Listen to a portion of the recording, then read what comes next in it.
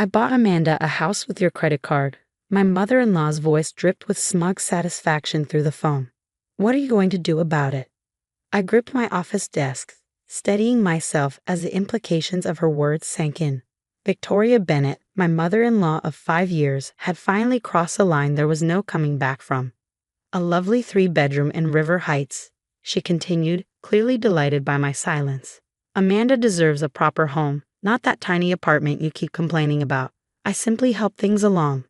My name is Olivia Martinez, and at 34, I've spent years dealing with Victoria's attempts to undermine me. But stealing my credit card to buy her precious daughter a house? That was a new low, even for her. Nothing to say. Victoria taunted. No threats, no tears. Come now, Olivia. You're usually so quick to play the victim. I allowed myself a small smile, but she couldn't see it. Thank you for letting me know, I replied calmly. Is there anything else? My composed response clearly threw her off. There was a pause, then, well, I just thought you should know where the money went since you'll be seeing it on your statement soon anyway. How thoughtful of you. Have a good day, Victoria. I hung up before she could respond. As soon as the call ended, I pulled up my banking app. There it was, a $425,000 charge to River Heights Realty. My hands should have been shaking. I should have been panicking. Instead, I felt an almost serene sense of satisfaction. You see, Victoria had just made a catastrophic mistake, one I'd been quietly preparing for ever since she tried to access my account 6 months ago. I dialed my lawyer's number. Sarah, it's Olivia. Victoria finally did it. Exactly like you predicted. Sarah's response was immediate. She used the monitored card. Yes, just charged $425,000 for a house in River Heights. For Amanda. Perfect. I could hear the satisfaction in Sarah's voice. Everything's documented and flagged. Do you want me to proceed? I thought about Victoria's smugness, her certainty that she finally put me in my place. I thought about 5 years of snide comments, her constant attempts to elevate Amanda while undermining me, her endless manipulation of my husband Michael with tales of family loyalty and obligation. Yes, I said firmly, proceed with everything we discussed. After hanging up with Sarah, I leaned back in my chair, remembering how this all started. Victoria had never approved of me marrying Michael. I wasn't from the right social circle, didn't have the right background. Amanda, Michael's younger sister, was her pride and joy, the perfect daughter who could do no wrong. From the beginning, Victoria made it clear I would never measure up. But I'd built my own success, working my way up to becoming CFO of a tech startup. My financial independence seemed to particularly irritate her, especially when Amanda struggled to hold down a job. 6 months ago, I caught Victoria trying to access my banking information on my laptop during a family dinner. She played it off as innocent curiosity, but something in her eyes told me she was planning something bigger. That's when I contacted Sarah and set up the protection plan. We created a secondary credit card account with a substantial limit, knowing Victoria would eventually try something. The card was flagged for fraud monitoring, with every transaction documented and traced. We just had to wait for her to take the bait. My phone buzzed. A text from Michael. Mom just called. She's really excited about helping Amanda buy a house. Did she talk to you about it? I stared at his message, feeling a familiar ache. Michael was a good man, but when it came to his mother and sister, he had a blind spot the size of Texas. Victoria had spent years nurturing that blindness, making sure he never saw her manipulations clearly. We'll talk about it when you get home, I replied. Another buzz. Victoria again. Amanda's so thrilled about the house. You won't spoil this for her, will you? After all, family helps family. I didn't respond. Instead, I opened my email to find an alert from the bank's fraud department, confirming they'd flagged the transaction. Everything was proceeding exactly as planned. My office door opened and my assistant Jenny poked her head in. Your 2 p.m. is here. Are you okay? You look different. I realized I was smiling. I'm fine. Actually, I'm better than fine. Sometimes people show you exactly who they are and give you the perfect opportunity to believe them. Cryptic, Jenny laughed. But you seem to know what you're doing. I did know. For the first time in 5 years, I was done playing Victoria's games.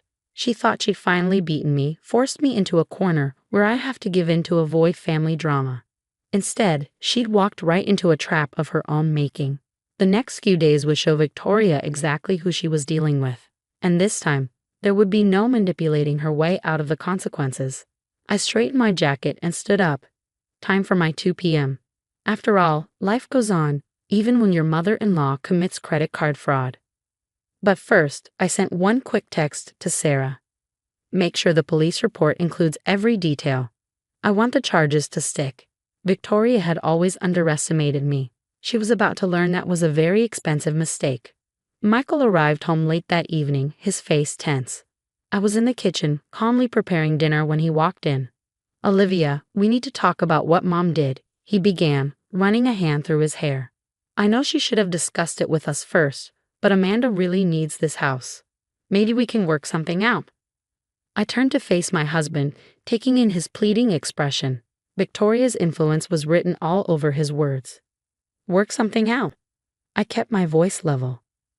Michael, your mother stole my credit card information and fraudulently charged nearly $500,000. What exactly do you suggest we work out? He shifted uncomfortably. She didn't steal anything. She was trying to help Amanda. You know how hard it's been for her since she lost her job at the boutique.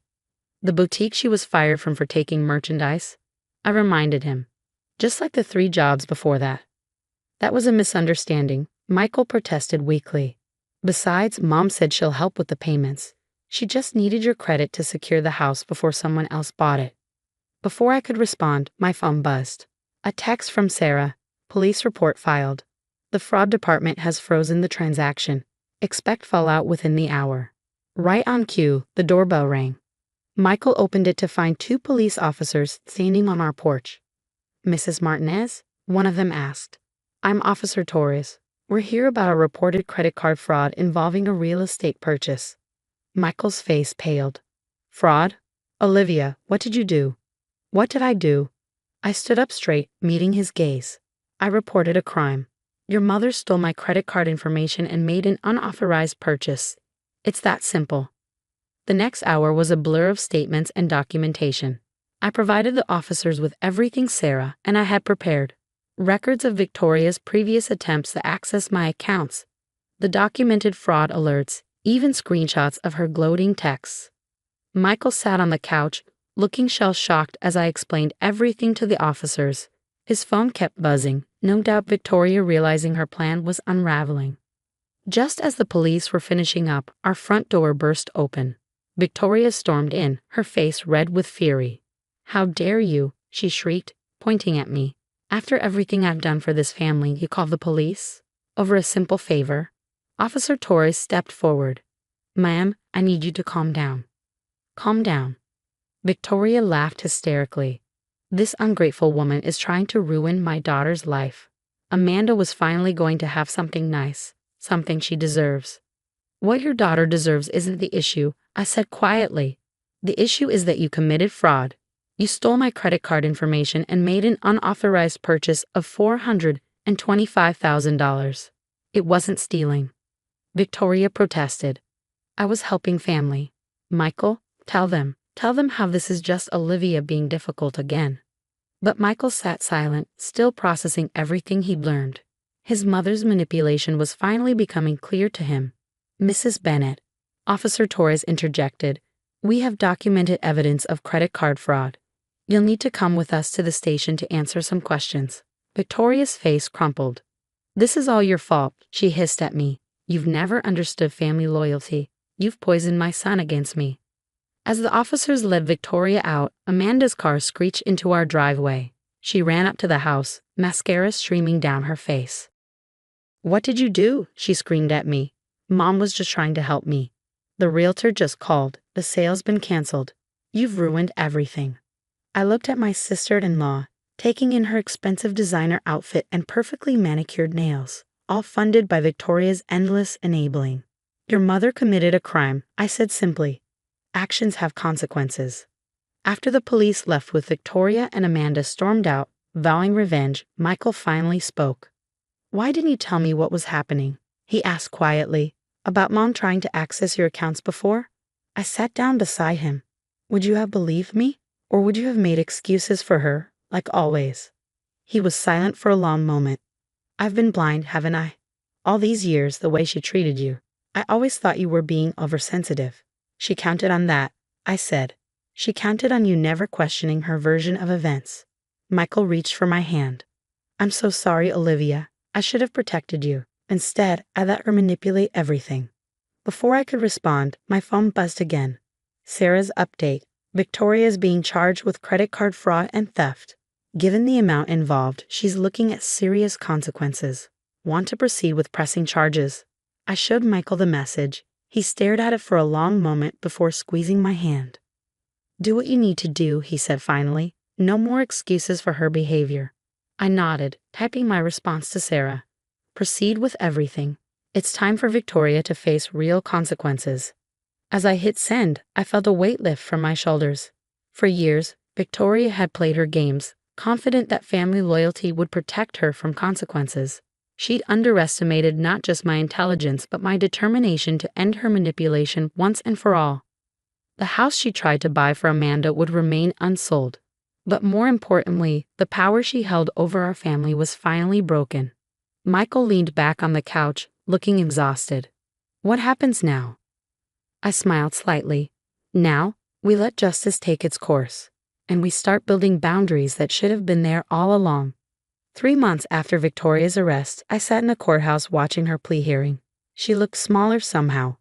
Her usual confident demeanor replaced by nervous gestures and darting eyes. Mrs. Bennett. The judge addressed her. You're pleading guilty to credit card fraud exceeding $400,000. Do you understand the consequences of this plea? Victoria's voice trembled. Yes, Your Honor. The prosecutor stood, outlining the case. The defendant used stolen credit card information to attempt purchasing a house. This wasn't a spontaneous act. Evidence shows months of planning, previous attempts to access the victim's accounts, and clear intent to defraud. I felt Michael tense beside me. He'd insisted on coming, despite Victoria's pleas for him to stay away. I need to see this through, he'd said that morning. No more hiding from the truth. The judge reviewed the evidence before speaking. Mrs. Bennett, your actions show a disturbing pattern of premeditation. Given the amount involved and your lack of prior record, I'm sentencing you to 2 years of house arrest, 5 years of probation, and full restitution of any fees incurred by the victim. Victoria's shoulders slumped. Her lawyer had warned her it could have been worse. The amount she attempted to steal could have meant jail time. The house arrest was a mercy. Outside the courthouse, Amanda waited, her face twisted with anger. Happy now, she spat. You've destroyed our family. I turned to face her calmly. Your mother destroyed this family when she decided theft was acceptable. You enabled her by always expecting others to fix your problems. I deserve that house. Amanda's voice rose hysterically. Mom was just trying to help me. No, Michael finally spoke up, his voice firm. Mom was trying to control everyone, like always.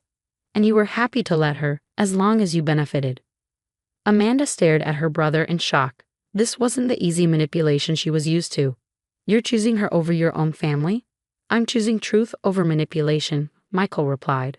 Maybe it's time you learn to stand on your own feet instead of expecting Mom to fix everything. As Amanda stormed off, I squeezed Michael's hand. The past few months had been transformative for our marriage. With Victoria's influence diminished, Michael had started seeing family dynamics clearly for the first time. We'd started marriage counseling, working through years of Victoria's interference. Michael had set firm boundaries with both his mother and sister, making it clear that their manipulation would no longer be tolerated. Victoria's house arrest began immediately. She was confined to her home except for approved activities, her movements monitored by an ankle bracelet. The restitution payments would eat into her savings, forcing her to finally face financial reality. A week after the sentencing, we received a letter from Victoria. The handwriting was shaky, unlike her usual confident scrawl. Olivia and Michael, I realize now what I did was wrong. I convinced myself I was helping Amanda, but I was really just trying to maintain control. The thought of facing consequences never occurred to me. I always assumed family loyalty would protect me from any fallout. Seeing everything I built crumble, my reputation, my relationship with my son, my freedom, has forced me to confront some hard truths. I don't expect forgiveness, but I want you to know I understand why you had to take action. Victoria. Michael read the letter twice before setting it down. Do you think she means it? Maybe, I replied. But actions speak louder than words. Let's see if this understanding lasts beyond her house arrest. As for Amanda, she finally had to face adult responsibilities without Victoria's safety net. She found a job as a receptionist, not the glamorous career she'd imagined, but honest work.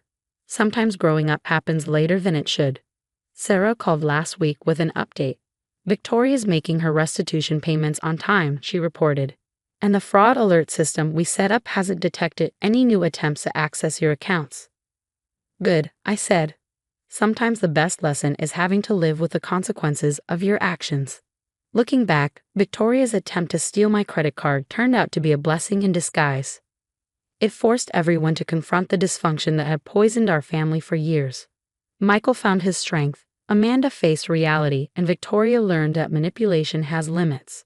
As for me, I no longer have to prove myself worthy of being part of their family.